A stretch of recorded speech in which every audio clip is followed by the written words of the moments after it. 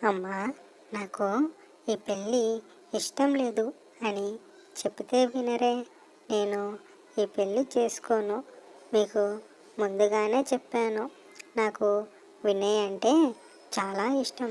వాడితో ఎక్కడెక్కడో తిరిగాను, ఏమేమో చేశాను. మీరు అనుకున్నట్టు నేను మీ మంచి కూతురిని కాదు. ఎప్పుడో చెడిపోయాను.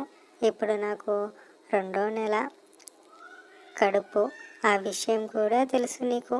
అయినా కానీ నా మాట వినకుండా మీకు ఇష్టమైన వాడితో పెళ్లి చేస్తారంటారేం అని కోపంగా అరుస్తూ చెబుతుంది శిరీష. అమ్మా, నువ్వు ప్రేమించిన అబ్బాయి. ఫ్రెండ్స్, మీరు మా వీడియోస్ని చూస్తున్నారే కానీ లైక్ చేయడమే లేదు ఫ్రెండ్స్. చూసేవారు ఒక లైక్ చేయండి. Thank you all. మన కులమే కాదు, అలాగే ఆ అబ్బాయికి జాబు లేదు, ఏమీ లేదు. వాళ్ళ నాన్న కష్టపడి సంపాదించింది ఇంట్లో ఇస్తే ఆ డబ్బులతో జూలై తిరుగుళ్ళు తిరుగుతున్నాడు. ఒకవేళ నువ్వు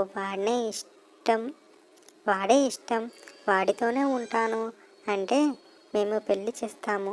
అప్పుడు వాళ్ళింట్లో వాడికి తిండి పెట్టడమే గొప్ప. పైగా దానికి తోడు నువ్వు ఇంకొక సంవత్సరం పోతే పిల్లలు. ఆ ఖర్చులన్నీ వాళ్ళ తండ్రే భరించలేక ఇంట్లో నుంచి వెళ్ళిపోమంటాడు. అప్పుడు హఠాత్తుగా రోడ్డుపై పడిపోతాడు. అప్పుడు మీకెవరమ్మా దిక్కు? మన ఇంటికి రావాల్సిందే.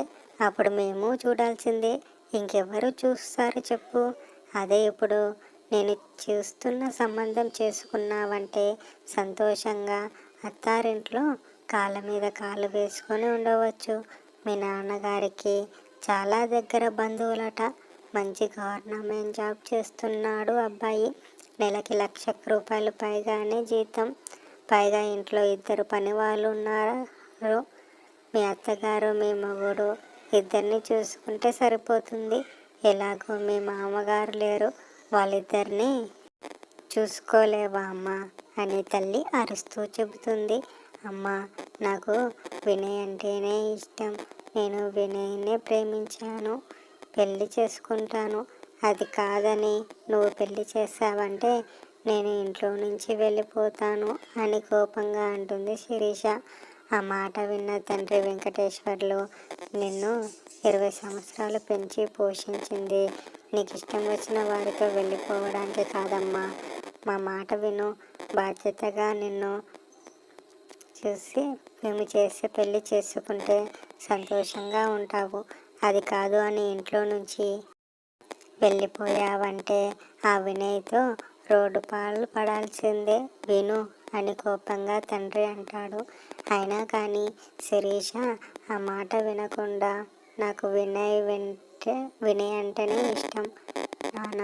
లేదంటే పెళ్లి సమయంలోనే, తాళి కట్టే సమయంలోనే వినయ్ని పెళ్లి మండపంలోకి రమ్మని ఇద్దరం లేచిపోతాం అని అనేసరికి ఒక్కసారిగా తల్లిదండ్రులు కోపం వచ్చి, అమ్మ, నువ్వు ఆ పని చేసావంటే మేము అప్పుడే ఈ పురుగుల మందు తాగి చచ్చిపోతాము అని బెదిరిస్తారు తల్లిదండ్రులు. ఆ మాట విన్న శిరీష భయపడుతూ, సరే నాన్న, మీ ఇష్టం. ఇక నేను చెప్పాల్సింది చెప్పాను. ఒకవేళ నేను మీరు చేసిన పెళ్లి చేసుకున్నా కానీ జీవిస్తున్న సమయంలో కూడా నాకు వినయ్ గుర్తుకొస్తాడు. అది మాత్రం మర్చిపోకండి అని కోపంగా అంటుంది శిరీష. అలా అని తన గదిలోకి వెళ్ళిపోతుంది. ఇంకా వెంకటేశ్వరులు అలాగే తన భార్య తులసి బాధపడుతూ, ఏవండి, మనము 20 సంవత్సరాలు పెంచింది ఇందుకేనా? తనకేమో వినయ్ అనే అబ్బాయి నచ్చాడట. కానీ వాడి గురించి మీరు ఎంతగా వెతికారు? అందరినీ అడిగారు. వాడు చాలా చెడ్డవాడని చెప్పారు. అది మన అమ్మాయికి చెప్తే నచ్చడం లేదు. ప్రేమించాను, కడుపు తెచ్చుకున్నాను అని చెబుతుందే తప్ప వాడితో జీవితం ఎలా ఉంటుందా అని ఊహించలేకపోతుంది అని అనడంతో దానికి ఏం తెలిసే, అది చిన్నపిల్ల. ఏదో ప్రేమ అనే పేరుతో ఏదో అలా పడిపోయింది. ఇంకా వాడి దిశలోనే ఉంది. మనం వాడికి ఇచ్చి పెళ్లి చేశామంటే రోడ్డుపై పడాల్సిందే తప్ప ఏమీ ఉండదు. అందుకే కదా దాన్ని కట్టుకోకుండా నచ్చ చెప్పి ఈ పెళ్ళిని ఖాయం చేశాము. ఒకవేళ మనం చూసిన పెళ్లి చేసుకుంటే కొన్ని రోజుల తర్వాత అదే సర్దుకుపోతుంది. ఇంకా వినయ్ అనే పేరు ఎత్తదు అని భార్యాభర్తలు మాట్లాడుకుంటూ కింద ఉండిపోతారు. పైకి వచ్చిన శిరీష తన బాయ్ ఫ్రెండ్ వినయ్కి ఫోన్ చేసి, వినయ్, మా ఇంట్లో మన పెళ్ళి ఒప్పుకునేలా లేరు. అసలు ఏదో చెప్పినా వినడమే లేదు. ఎక్కువగా మాట్లాడితే ఏ పురుగుల మందో తాగుతామని నన్నే బెదిరిస్తున్నారు వినయ్, నన్ను క్షమించు అని శిరీష అనడంతో, అదేంటి శిరీష, వాళ్ళలా బెదిరిస్తున్నారని మన ప్రేమను వదులుకోమంటావా? నేను నిన్ను ఎంతలా ప్రేమిస్తున్నాను మర్చిపోయావా అని అనడంతో, అలా లేదు వినయ్, నేను పెళ్లి చేసుకొని పిల్లల్ని కన్నా కానీ నువ్వంటే నాకు ఎప్పటిలాగానే ఇష్టం. నా భర్త నెలకు 1,00,000 రూపాయలు తెస్తాడట. వచ్చిన డబ్బుల్లో ప్రతి నెల నీకు ఖర్చులకి పంపిస్తాను. అలాగే నా భర్త లేనప్పుడు నువ్వు ఎప్పటిలాగానే మా ఇంటికి రావచ్చు అని చెప్పేసరికి వినయ్కి పట్టరాని ఆనందం వేస్తుంది. సరే శిరీష, నువ్వు ఇంతలా అంటున్నావు, మీ అమ్మా నాన్నల కోసం అంటున్నావు కాబట్టి సరే, నువ్వు పెళ్లి చేసుకో, నువ్వు అన్నట్టుగానే మనం చేసుకుందాంలే అని అంటాడు వినయ్. అలా పెళ్లి సమయం రానే వచ్చింది. వెంకటేశ్వర్లకు ఉన్నది ఒకే కూతురు కాబట్టి ఘనంగా పెళ్లి చేద్దామని అనుకుంటాడు. అలాగే పెద్ద ఫంక్షన్ హాల్ బుక్ చేస్తాడు. వంటలు కూడా మంచి ఎక్స్పర్ట్స్ ఉన్న వాళ్ళని పెట్టాడు. పెద్ద మండపం, మంచి డెకరేషన్, ఫంక్షన్ హాల్ అంతా కూడా డెకరేషన్తో కలకలలాడుతూ ఉంది. అలా ఒక్కొక్క చుట్టాలందరూ రావడం మొదలుపెట్టారు. అలా వచ్చిన చుట్టాలందరినీ వెంకటేశ్వర్లు బయట గేట్ దగ్గర నుంచొని నవ్వుతూ పలకరిస్తూ లోపలికి వెళ్ళమని చెబుతాడు. తులసి పెళ్లి కూతురు గదిలో ఉండి తన కూతుర్ని ఒక కంట కనబెడుతూ ఉంటుంది. అలాగే వచ్చిన చుట్టాలందరూ కూడా శిరీషని రెడీ చేస్తూ ఉంటారు. ఒకవైపు పంతులు మండపంలో కూర్చొని మంత్రాలు చదువుతూ ఉంటాడు. మరోవైపు వెంకటేశ్వర్లు గేట్ దగ్గర నుంచొని వచ్చిన చుట్టాలందరినీ నవ్వుతూ పలకరిస్తూ లోపలికి వెళ్ళమని చెప్పి మరోవైపు వంటగదిలోకి వెళ్ళి వంటలు ఎలా జరుగుతున్నాయని ఒక గంట కనబెడుతూ ఉంటాడు. మరోవైపు శిరీష రూమ్ దగ్గరికి వెళ్ళి ఏమవుతుందా అని చూస్తూ ఉంటాడు. ఎంతైనా ఆడపిల్ల తండ్రి కదా, ముందే పరువు గల కుటుంబం, ఎవరితోనూ ఒక మాట కూడా అనిపించుకోడు. అలాంటిది శిరీష ఇంత పెద్ద పని చేసింది. అందుకని చాలా భయంతో అటు ఇటు హడావిడిగా తిరుగుతూ ఉంటాడు వెంకటేశ్వర్లు. అదే సమయంలో పెళ్లి కూతురు శిరీష ప్రేమించిన అబ్బాయి వినయ్ పెద్ద గిఫ్ట్ పట్టుకొని రావడం గమనిస్తాడు వెంకటేశ్వర్లు. అది చూసిన వెంకటేశ్వర్లు భయంతో, బాబు, మా అమ్మాయి పెళ్ళి జరుగుతుంది, దయచేసి ఇక్కడి నుంచి వెళ్ళిపో, ఇలాంటి గొడవలు పెట్టకూడదు అని చేతులెత్తి దండం పెడతాడు వెంకటేశ్వర్లు. అది చూసిన వినయ్, మావయ్య గారు, మీరు ఏమీ భయపడకండి, నేను ఈ పెళ్ళిని చూడటానికి చెడగొట్టడానికి రాలేదు, ఎక్కడో దూరం నుంచి పెళ్ళి చూసి చివరికి కలిసి ఈ గిఫ్ట్ ఇచ్చి వెళ్ళిపోతాను, దయచేసి నన్ను వెళ్ళిపోవు అని మాత్రం అనకండి, నేను ఎలాంటి గొడవ చేయను అని మీకు చెబుతున్నాను కదా, నన్ను నమ్మండి అని అనడంతో, నిజంగా ఎలాంటి గొడవ చేయను అంటే లోపలికి వెళ్ళు బాబు అని చెప్పడంతో వినయ్ ఆ గిఫ్ట్ పట్టుకొని లోపలికి వెళ్తాడు. అలా వినయ్ లోపలికి వెళ్ళడంతో మరింత కంగారు పడుతూ ఉంటాడు వెంకటేశ్వర్లు. అలా వెంకటేశ్వర్లకు తెలిసిన ప్రాణ స్నేహితులకి వినయ్ గురించి ముందుగానే చెప్పాడు. ఒకవేళ పెళ్లిలో ఎలాంటి గొడవ అయినా కానీ వెంటనే వాడిని బయటికి నెట్టేస్తాం అని ఆ స్నేహితులు చెప్పడంతో వెంకటేశ్వర్లు కొంచెం భారం తగ్గినట్లు అనిపిస్తుంది. అలా పెళ్లి సమయం దగ్గరికి రానే వచ్చింది. పంతులు గారు అమ్మాయిని పెళ్లి పీటల మీదకు తీసుకురమ్మన్నారు. లోపల తులసి చాలా భయం వేస్తూ ఉంటుంది. ఎక్కడ పెళ్లి కూతురిని బయటకి తీసుకొస్తే వినయ్ వచ్చి తీసుకువెళ్ళిపోతాడో అని భయంగా అనిపిస్తుంది. అప్పుడే వెంకటేశ్వర్లు లోపలికి వెళ్ళి, అమ్మ, నువ్వు ప్రేమించిన మాజీ ప్రియుడు వచ్చాడు. నువ్వు కంగారు పడి వెళ్ళిపోవాల్సిన అవసరం లేదు. ఈ ఒక్కసారికి నా మాట విను. ఈ పెళ్ళి చేసుకో. తర్వాత నీ జీవితం బాగుంటుంది. లేదంటే మీ అమ్మ నేను చనిపోవడానికి కూడా సిద్ధంగా ఉన్నాము. ఇదిగో పురుగుల మందు అని చూపించేసరికి, అలాగే నాన్న, ఇక్కడ వరకు వచ్చాను కదా, ఇంకా పెళ్లి చేసుకుంటానులే, మీరు ఏమీ బాధపడకండి అని చెప్పి అంటుంది. అలా అందరూ కలిసి పెళ్లి కూతురు శిరీష అని పీటలపై మీదకు తీసుకొస్తారు. అలా పంతులు గారు మంత్రాలు చదువుతున్న సమయంలో శిరీష మాత్రం పెళ్ళి మీద ఫోకస్ పెట్టకుండా తన ప్రియుడు వినయ్ వచ్చాడు, ఎక్కడున్నాడు అని అందరినీ చూస్తూ ఉంటుంది. చివరిలో ఎక్కడో మూలన కూర్చొని ఏడుస్తూ ఉంటాడు వినయ్. అది గమనించిన శిరీష నెమ్మదిగా సైకిల్ చేస్తూ ముందుకు వచ్చి కూర్చో అనడంతో అదంతా శిరీష తండ్రి గమనించి, ఏంటమ్మా ఇలా అంటున్నావు, ఎందుకు నువ్వు కావాలని రమ్మంటున్నావు అని అనడంతో, నాన్న, నువ్వు చెప్పింది విన్నాను కదా, ఇక్కడ వరకు వచ్చాను కదా, నేను చెప్పింది ఒక మాట విను. ఫ్రెండ్స్, ప్లీజ్ లైక్ చేయండి ఫ్రెండ్స్. వినయ్ని కొంచెం ముందుకు వచ్చి కూర్చోమను. నేను హాయిగా తాళి కట్టించుకుంటాను. లేదంటే ఇప్పుడే గొడవ చేస్తాను. ముందుకు తీసుకొస్తాను, కానీ నువ్వు ఖచ్చితంగా తాళి కట్టించుకుంటాను అని చెప్తేనే తీసుకొస్తాను అని అంటాడు వెంకటేశ్వర్లు. అలా నాన్న అని చెప్పడంతో వెంకటేశ్వర్లు వెళ్ళి వినయ్ని ముందుకొచ్చి కూర్చో బాబు, కానీ ఇలాంటివి కూడా చేయమని చెప్పు అని అంటాడు వెంకటేశ్వర్లు. అలాగేనండి, ఎలాంటి గొడవ చేయనని చెప్పి ముందుకు వచ్చి కూర్చుంటాడు వినయ్.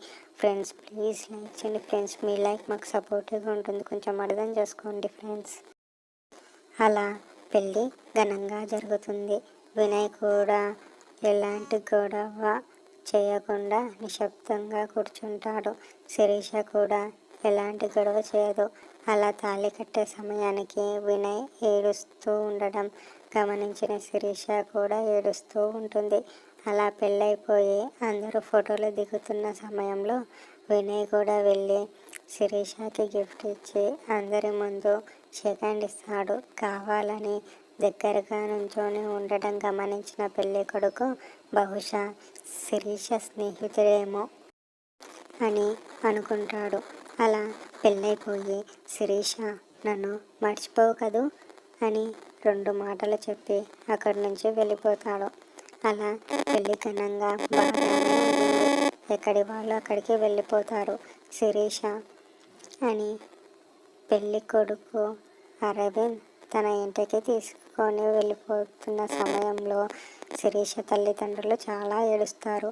అది చూసిన అరవింద్, ఎందుకండి అలా ఏడుస్తున్నారు, మీకు మీ కూతురు ఎప్పుడైనా గుర్తుకొస్తే అప్పుడు మా ఇంటికి రావచ్చు, నేనేమీ అనుకోను అని అరవింద్ చెప్పి అలా శిరీష అత్తారింటికి వెళ్ళిపోతుంది. అలా కారులో వెళ్తున్న శిరీష, ఇంకా నేను వీళ్ళింటికి వెళ్ళినా ఈయనతో పడుకున్నా కానీ నాకు వినయ్ గుర్తుకొస్తాడు, ఇంకా ఈయనతో పిల్లలను కన్నా కానీ వినయ్ పిల్లలే గుర్తుకొస్తారు అని అనుకుంటూ వెళ్తుంది శిరీష. అలా కారు దిగే సమయానికి పూల వర్షం కురుస్తుంది. అలా కారు దిగిన దగ్గర నుంచి మెయిన్ డోర్ వరకు కూడా కార్పెట్ వేసి ఒక మహారాణిలా స్వాగతిస్తూ ఉంటారు. శిరీష అది అంతా చూసిన శిరీష షాక్ అయిపోతుంది. అదేంటి నాకు ఇలాంటి మర్యాద చేస్తున్నారు అని నడుచుకుంటూ వెళ్ళి మెయిన్ డోర్ వరకు వెళ్తుంది. ఒక్కసారిగా డోర్ చూసిన శిరీష షాక్ అయిపోతుంది. ఏంటి ఇంత పెద్ద డోరు, ఇది డోరా లేదా గేటా అని నోరు వెడల్పుగా చేసి చూస్తూ ఉంటుంది. అది గమనించిన అరవింద్, ఏంటి శిరీష అలా షాక్ అయిపోతున్నావు? ఏమైనా భయంగా ఉందా ఏంటి? ఇప్పటి నుంచి ఇది నా ఇల్లు కాదు, మన ఇల్లు.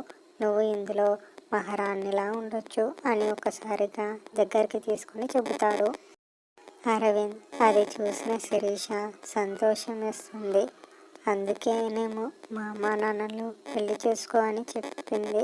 ఒకవేళ నేను పెళ్లి చేసుకోకుండా వినయ్నే పెళ్లి చేసుకుని ఉంటే నాకు మొదట్లో వాళ్ళ ఇంట్లో తిట్లు తినేదాన్ని. దాని తర్వాత రోడ్డుపై పడాల్సి వచ్చేదేమో. అమ్మ నాన్నలు చెప్పింది నిజమే అని కళ్ళు తుడుచుకుంటూ ఉంటున్న సమయంలో ఒక్కసారిగా ఇద్దరు పని వాళ్ళు వచ్చి డోర్ ఓపెన్ చేస్తారు. ఇంకొక ఆడామి వచ్చి మా ఇద్దరికి హారతిస్తుంది. అలా హారతి అయిపోగానే ఇంట్లో కాళ్ళు పెట్టానో లేదో ఒక్కసారిగా లైట్లన్నీ వెలిగాయి. ఆ ఇల్లు చూడడానికి ఒక మహారాణి కోటలా ఉంది. ఇందులో చాలామంది పని వాళ్ళు ఉన్నారేమో. అందరూ కూడా నన్ను మేడం గారు అని పిలుస్తూ ఉన్నారు. ఇంత మంచిగా మర్యాదగా పిలుస్తున్నారో అని నెమ్మదిగా లోపలికి వెళ్ళిన సమయంలో శిరీష అత్తగారు వచ్చి, అమ్మ నాకు మోకాల నొప్పులు, నీకు ఒక పిఏని పెట్టాను, తను నీకు ఎక్కడెక్కడ ఏమేమి ఉన్నాయో అన్నీ చూపిస్తుంది, ఒకసారి వెళ్ళి ఇల్లంతా చూసిరా అని చెబుతుంది.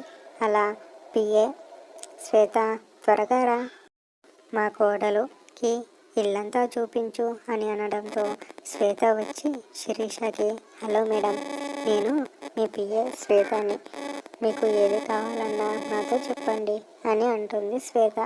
అలా ఇల్లంతా చూపిస్తూ ఉంటుంది శిరీషకి. అలా 2 గంటల సమయం పట్టింది. ఆ ఇల్లు చూసి ఒకసారిగా తన ఫోన్ తీసుకొని వాళ్ళ అమ్మా నాన్నలకు ఫోన్ చేసి, అమ్మా నాన్న నన్ను క్షమించండి, నేను మీతో తప్పుగా ప్రవర్తించాను, ఇకపై అలాంటిదేమీ చేయను, నా భర్త చాలా మంచివాడు. ఫ్రెండ్స్ ప్లీజ్ ఫ్రెండ్స్ లైక్ చేయండి ఫ్రెండ్స్. అలాగే అత్తగారు కూడా, నా ప్రాణం పోయే వరకు కూడా నేను నా భర్తతోనే జీవిస్తాను అని అంటుంది శిరీష. ఇప్పటికైనా మారావమ్మ, నీ మంచి కోసమే నేను ఇన్నాళ్ళు ఏడిచి మరీ మొత్తుకొని చెప్పింది. ఇప్పటికైనా అర్థం చేసుకున్నావు, అదే చాలు. నీకు భర్తని అతన్ని బాగా చూసుకో, అదే నీకు మంచిది, మాకు మంచిది అని చెప్పి జాగ్రత్తగా ఉండు అని అంటారు. అలా అవన్నీ చెప్పాక ఫోన్ కట్ చేసి, అత్తయ్య చాలా బాగా కట్టించారు ఇల్లు అని చెబుతుంది. అవసరమైతేనే పిలుస్తాను. నీకు ఈరోజు మొదటి రాత్రి, పర్లేదు కదా? నువ్వు అలాగే అంటే నేను పంతులు గారిని పిలిపించి ముహూర్తం పెట్టిస్తాను అని చెబుతుంది అత్తగారు. అలాగే అండి, ఈరోజు నాకు పర్లేదు, పంతులు గారిని పిలిపించండి అని సిగ్గుపడుతూ చెబుతూ ఉంటుంది శిరీష. అలాగేనమ్మా, అంతలోకి నువ్వు నా గదిలో విశ్రాంతి తీసుకో, నేను మీ బెడ్రూమ్ని రెడీ చేపిస్తాను అని అంటుంది అత్తగారు. అలా తను పంతులు గారికి ఫోన్ చేసి ఇంటికి రమ్మని చెప్పి ముహూర్తం పెట్టిస్తుంది. ఫ్రెండ్స్ ప్లీజ్ ఫ్రెండ్స్ ఒక లైక్ చేయండి ఫ్రెండ్స్, మీ లైక్ మాకు సపోర్టివ్గా ఉంటుంది, అర్థం చేసుకోండి ఫ్రెండ్స్. అలా ఆ రోజు నైట్కి మంచి ముహూర్తం ఉండడంతో త్వరగా బెడ్రూమ్ అంతా రెడీ చేస్తుంది. అలా వేడి పాలిచ్చి కొంచెం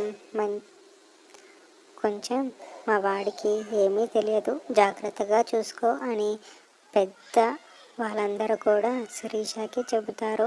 అలా చెప్పి శిరీషను అరవింద్ రూమ్లోకి నెట్టేస్తారు.